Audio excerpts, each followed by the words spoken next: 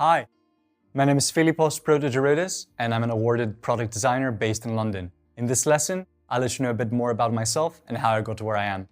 My background in computer science, along with my passion for art, designing, and creating things in general, is what really inspired me to become a product designer.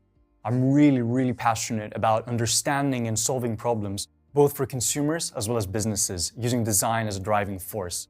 The reason I use prototyping is to communicate and test ideas effectively, whether that's for showing ideas to investors, sharing ideas with the rest of my teams, or just testing them with real users.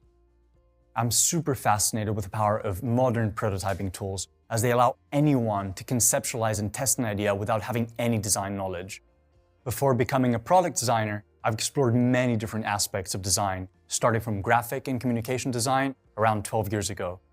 I had a very strong inspiration from my family, as my parents were in advertising, my brother was in photography, and my cousin was a set designer. My first experience with graphic design was when my brother, who was much older, taught me how to use Photoshop for the first time.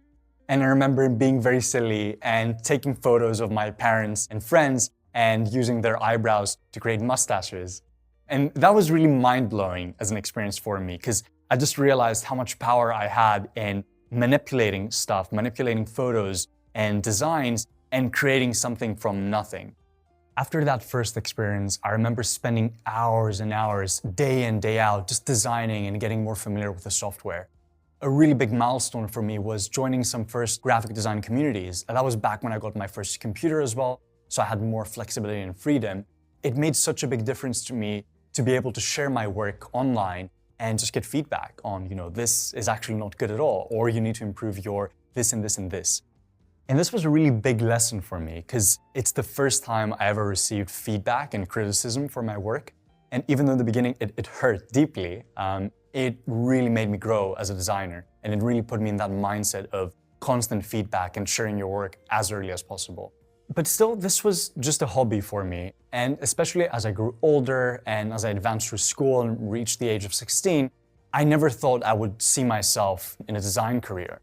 So as I focused more on my studies, design just became more of a side passion that I used to do every now and then. I'm originally from Athens, Greece. And in Greece, there's really very limited options when it comes to studying design in university. Now, at the same time, I had a huge passion for the world of technology and computers.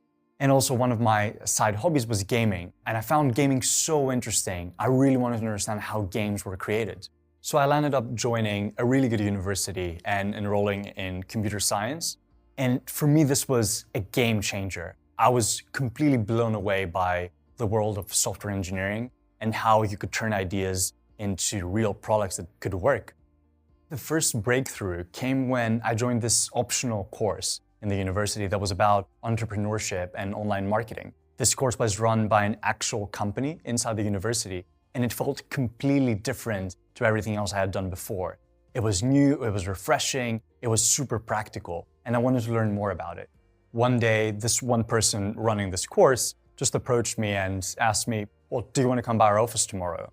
And I really didn't know what to expect. I just knew that what they were doing was super interesting, and I just wanted to learn more. So I showed up the next day, went to the office, had no idea what to expect, and he just started asking me some questions like, what is it that you do? What do you do in uni?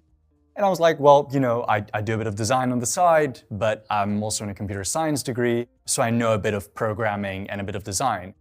And he was like, well, we're looking for a person exactly like you. We want someone that designs and maybe codes slightly. And that was the first time in my life where I realized that there might be a career path where I can combine my two biggest passions.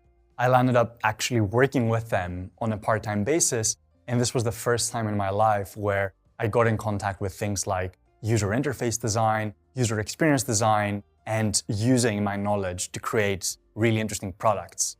And that's how I became a digital product designer. It was a way for me to connect the creativity and the innovation that I found in the world of design with the methodical thinking and the structure behind engineering. Then my second big breakthrough came a couple of years later. I was working for another technology company in Greece.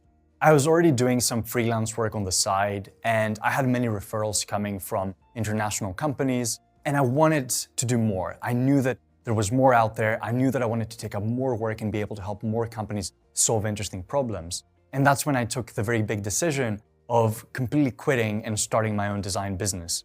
I was very nervous at first, and I probably should have had a bit more money on the side, but I knew that this was my calling. I knew that I wanted to help many different companies, and I knew that I wanted to do this on an independent basis. So I continued doing that and became even better, practicing day in, day out, and working with more and more companies, especially a lot of interesting international companies. Until at some point, I decided to move to London so that I could be around some of the best talent in design and tech in the world. And this is really what I've been doing in the past 5 years.